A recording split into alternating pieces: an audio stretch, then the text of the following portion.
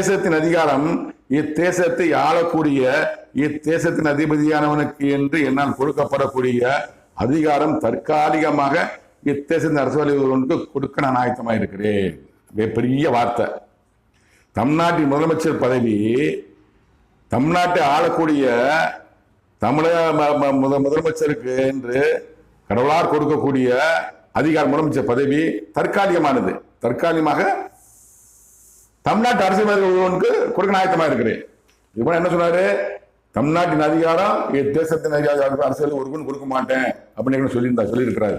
இத்தேசத்தின் அரசியல்வாதிகளுக்கு இத்தேசத்தின் அதிகாரம் கொடுக்கப்படாது.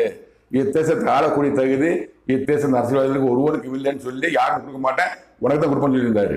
இவைகள் அனைத்துமே எபிசோடு 138, எபிசோடு 141, எபிசோடு 144, 4 பேர் முதலமைச்சர் இல்லைன்னு சொல்லியிருந்தாரு. எபிசோடு 144 4 பேர் எடப்பாடி